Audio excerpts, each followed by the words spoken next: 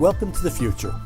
I'm Mark Sackler, and this is Seeking Delphi, episode number 3, in which I ask the not-so-rhetorical question, whatever happened to fuel cells? It was not more than 10 or 15 years ago that the future of clean, efficient, and renewable automotive energy was hyped to be that of hydrogen fuel cells.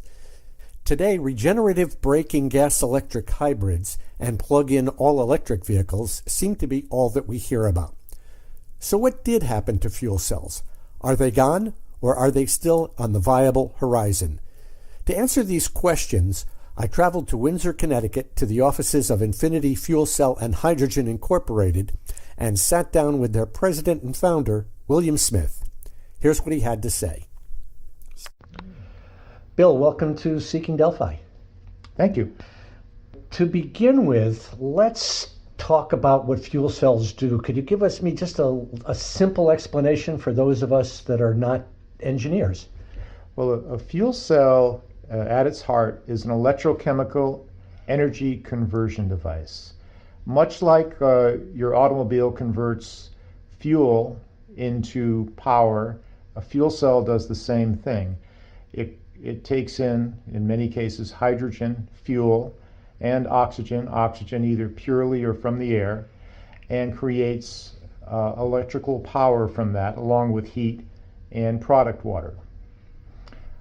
Fuel cell is different than a battery in that a battery is a combined power and energy device. But a fuel cell is much more like the engine in your car, where you separate the power conversion device, your engine, from your fuel storage device, your gas tank in a car. You do the same thing in fuel cell systems. Okay, so tell me, before we get on to the main question at hand, a little bit about what Infinity does, and maybe you've done some cool stuff. Sure. And a little bit of my background. I previously worked at United Technologies Corporation, where we, among other things, built the NASA spacesuit and a lot of life support equipment that's now used by NASA for the space station, had been used in the Space Shuttle Orbiter. And fuel cells and electrolyzers, other electrochemical devices, were systems that we worked with at Hamilton and started this company as an outgrowth of that work. Now at Infinity, our focus is on fuel cells primarily for aerospace applications, fuel cells for NASA, fuel cells for a new generation of underwater drones that the Navy would like to power with fuel cells that can be used aboard commercial aircraft to provide more power to the more power consuming devices on commercial aircraft, and even fuel cells that someday can be used as pulse power devices in various types of directed energy applications.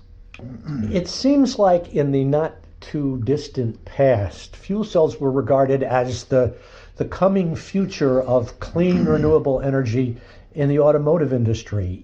It doesn't seem to have happened. The plug-in hybrid, the hybrids, the plug-in electrical cars, the Teslas, the Volts seem to have come to the forefront. We don't really hear as much about fuel cells as we used to. What happened over the last 10 years or so? Well, it's true. In the 1990s and early 2000s, there was a great deal of hype around fuel cells. Some fuel cell companies probably overpromised and underdelivered. At the time, in the early 2000s, all the major auto companies had fuel cell programs underway, and they thought that would be the next thing. It turned out electric cars jumped ahead of fuel cells in their wide-scale adoption. However, that's not saying fuel cells won't be there at some time in the future, because the electric drivetrains, the motors and control systems are all the same thing that fuel cell cars would use. Fuel cells are electric cars, only that they're powered by the conversion of hydrogen fuel into electricity. Now, what has happened since the overhyping of the early 2000s and things pulling back later on is all the major auto companies have reassessed their position, and many of them, though, have decided that they're going to stay with it. And companies like Toyota and Honda are committed to introducing products. In fact, you can right now buy a Toyota Mirai in a showroom in California for about $57,000 and drive it out of the showroom. But there's a limited infrastructure network that can be used, and that's one of the chicken and egg issues with fuel cells, because right now most fuel cell automobiles are powered by hydrogen, but the hydrogen network that can refuel them is very limited. But again, the auto companies and the potential hydrogen fuel companies are addressing that. Toyota, for instance, here in the Northeast, has a plan to help implement a network of hydrogen stations and introduce cars to the Northeast after their successful introduction in California. So it's one of those things where it may take fuel cells 20 or 30 years to become an overnight sensation, but there's many advantages to utilization of a fuel cell compared to an electric vehicle. First of all, you can refuel it in the same fashion that you would refuel your own car today with gasoline. You simply pull up to a pump, put in your credit card, and then put the nozzle in the car that supplies the hydrogen, and 5 minutes later your tank is full and you drive away. And these are zero emission vehicles. The only emission is water vapor. So it's a clean, quiet electric car with water vapor as the only emission, and it can be refueled in 5 minutes and give you 300 miles of range. Interesting stuff. Now, the infrastructure is something that you hear talked about, and I've heard in the past, well, we don't have the infrastructure, but you've made some comments to me comparing that, for example, to how fast the cell phone infrastructure geared up. And of course, the electric cars need infrastructure as well. Right. The infrastructure is a key issue. And the way it's being addressed right now is a combination of private industry and governmental support in different partnerships. And in California, there's an organization called the California Fuel Cell Partnership, and that organization, together with the state of California, are building a hydrogen highway. So there's a network of hydrogen stations that can be used by the fuel cell cars that they're now introducing to California. So you're trying to grow that network as the vehicles become available. But I think that, in my mind, the key to all of this was the vehicle getting to the point where it could be produced. Hydrogen is used all around the country. It's used all around the world as an industrial chemical. So hydrogen has always been available, but there hasn't been cars to fuel. But now those cars are actually becoming available. They're priced to be competitive with, say, electric Tesla automobiles. And as those automobiles find their way into the showroom and are utilized, the networks to refuel them are coming online with these government-private partnerships. Just an interesting point about the abundance of hydrogen. It's the most abundant element in the universe, but it isn't just lying around on the ground. How is it refined from the atmosphere or from other elements to use in fuel cells? Well, you're right. Hydrogen is the most abundant element in the universe, but on our planet, it's reacted with other chemicals. The most common form of hydrogen that all of us see every day is in the glass of water on your desk, H2O. Hydrogen is also what makes your gasoline or diesel fuel useful. It is a hydrocarbon, a hydrogen-carbon combination. In fact, if you drive an automobile today, that hydrogen reaction is what is actually driving your car, only it's stored in carbon as well. So that if you're going to use hydrogen as a direct elemental fuel, you have to produce that hydrogen by other means. And the most common means of producing it today is actually by what's called reformation of natural gas. You take basically methane, CH4, and strip the hydrogens off of that gas to produce, pure H2, pure hydrogen. But if you do that, if you're interested in climate change and alleviating or helping to diminish the effects of climate change, you have to account for the CO2 you're going to produce in that process. Another way to do it is by electrolysis of water, and that's taking H2O and breaking it down into hydrogen and oxygen. And if you do that with renewable electricity, you can have a completely carbon-free energy chain going from sunlight to clean hydrogen that is then combined again in the fuel cell reaction to make water that could be recycled. It does take energy to do that electrolysis, though, does it not? It does. It does take energy to do that. However, if you do it using renewables, either wind or solar, you can make very good use of that renewable resource to make a clean transportation fuel, transforming a stationary electric source into your transportation fuel. And in fact, in many cases, there are large renewable power systems that have excess renewable energy. In fact, in Europe right now, there's programs underway to utilize excess renewable energy made by wind farms that are located offshore and throughout much of Europe, where they have the problem of not being able to absorb the excess wind at different times of the day, and that becomes a grid management problem for them. If they use that excess wind to electrolyze water, they can create hydrogen that then becomes a valuable transportation fuel. Just out of curiosity, one of the big issues globally that futurists are concerned with is the future availability of water in a lot of parts of the world. Can this be done with seawater? It can be done with seawater, but you have to clean the seawater up before you conduct that reaction, because otherwise materials in seawater would contaminate the devices that generate the hydrogen. In terms of hydrogen, I understand there's a lot going on in Europe. I remember being in Paris a few years ago and seeing in a showroom there a demonstration of a well, it wasn't a demonstration, but it was a comp model or something of a hydrogen-powered fuel cell car. So what's going on over there vis-a-vis hydrogen? Well, as I mentioned before, there's interest in hydrogen being used to basically be generated by excess renewable power that's available from large wind turbines, and that's an ongoing process. In that regard, there's a consortium of major European power and energy companies that are once again banding together to advance hydrogen power. But one of the really interesting, I'd say, geopolitical aspects of hydrogen relates to the relationship between the European Union and Russia. As you know, Europe gets quite a bit of natural gas from Russia. And one of the motivations behind the renewable to hydrogen, or as they call it, the power to gas movement in Europe, is to provide them more energy independence from that lifeline of natural gas to Russia. So you may see some political event in Europe, as we've seen more turmoil throughout the world, actually lead to cut off or reduction in natural gas from someplace like Russia, which would then allow hydrogen to fill in the void. And in fact, that is one of the political considerations driving the investment by Germany and by the EU in renewable hydrogen. They don't want to have that hanging over their heads. And in the process, they get clean fuel for their vehicles. They reduce the effects of climate change, but it may, in Europe at least, the change may be driven quite strongly by geopolitical considerations.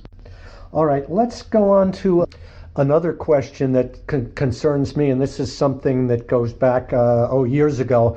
My father was an engineer who was very interested in what he called future technologies, and he all told me that fuel cells would be a problem because they required platinum as a catalyst, and platinum is in such short supply. It's actually scarcer than gold, I believe. What's gone on with that? Better ways to utilize it? Other catalytic devices?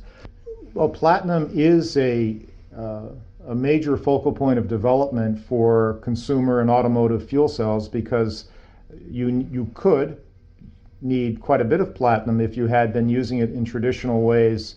However, the industry has been focusing on what they call low catalyst loading electrodes that use very, very little platinum, and on ways to recover and recycle the platinum, so that for platinum-based fuel cells, you're getting much greater utilization of any given amount of platinum. And in parallel to that, there's many different activities looking at developing alternatives to platinum, carbon nanotubes and other compounds that can replace the platinum but still give you the catalytic activity that you need. So that, yes, platinum is an issue that needs to be addressed, but it is being addressed both in current technology and in these advanced technologies. Okay, I'm gonna do another off-the-wall question because when everyone talks about hydrogen and fuel, I immediately picture the Hindenburg.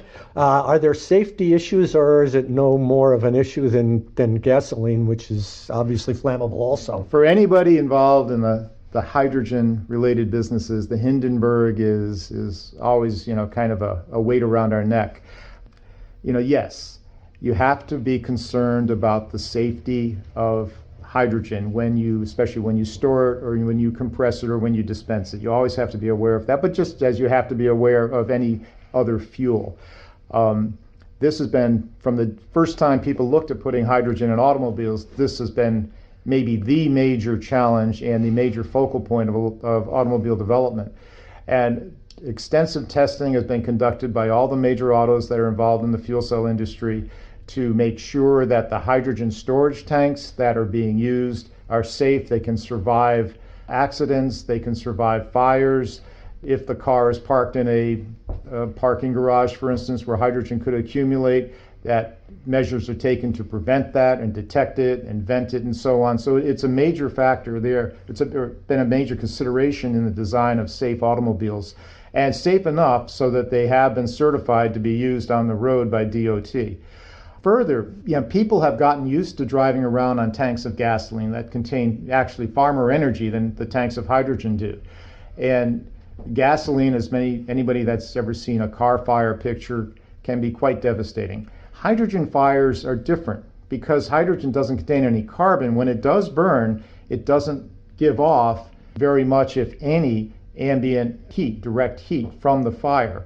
So it can be a much safer material if you ever do encounter a fire, unless you actually touch the hydrogen itself. It has much better flame characteristics.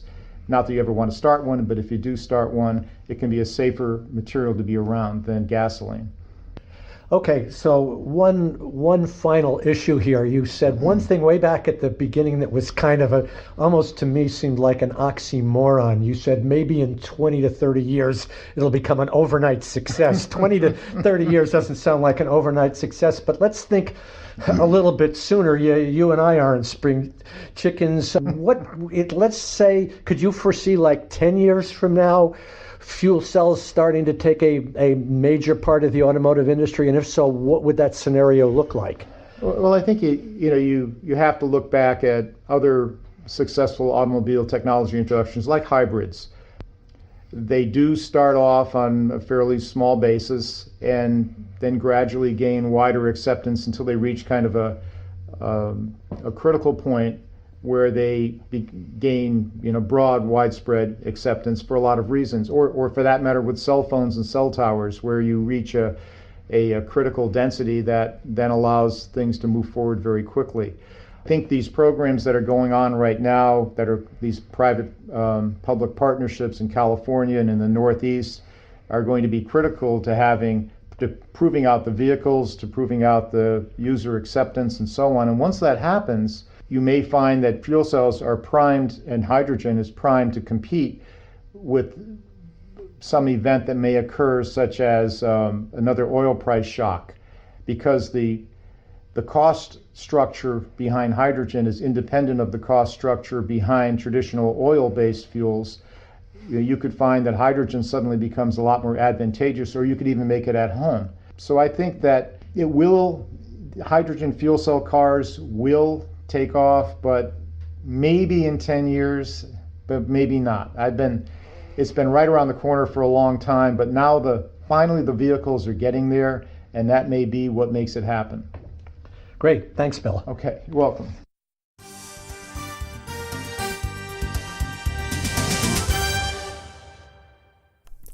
In episode 2 of Seeking Delphi, I reported that Honda and GM announced construction of a joint venture in Detroit to produce fuel cells. Production is targeted to begin in 2020, and it seems unlikely that an undertaking of this sort would be embarked on purely for beta testing on the scale now being staged by Toyota in California. So the answer seems to be, slowly but surely, the hydrogen fuel cell will likely become part of our motoring future. In the news this week, since most cars still run on fossil fuels and will likely do so for at least the next several years, Why not do something productive with their emissions? LiveScience.com reports that this is exactly what one company is doing. Gravinki Labs, an Indian spin-off from MIT's Media Lab, has invented a device that, when attached to a car's exhaust, captures up to 93% of the emitted carbon and turns it into ink. As the pace of change in society accelerates, so also does it change our language. Merriam-Webster Dictionary has announced the addition of over 1,000 new words, including binge watch, photobomb, botnet, and my personal favorite, CRISPR. That last one being an acronym for Clustered Regularly Interspaced Short Palindromic Repeats, which is the basis for a gene editing technique that the journal Science named the 2015 Breakthrough of the Year. NASA has requisitioned the first commercially built airlock for the International Space Station. A spokesman for the agency said it hopes to use this to encourage more private enterprise participation in its programs. The device is manufactured by Nanorocks and is scheduled to launch in 2019. And finally, Ars Technica reports that we may soon have a computer that can survive on the surface of Venus. No probe has ever functioned for more than about 2 hours in the searing 900-degree heat and crushing atmospheric pressure of our sister planet. Silicon computer circuits break down under these conditions, but researchers at NASA's Glenn Research Center appear to have finally solved the problem using silicon carbide linked with special tiny interconnects. Now, if only they could make a computer that can withstand my cat skipping across the keyboard. Links to these stories are available at seekingdelphi.com. You can also subscribe to Seeking Delphi at iTunes and follow us on Facebook. My technical advisor is Mohammed Maroof. Theme music is by Pond 5. Until next time, I'm Mark Sackler.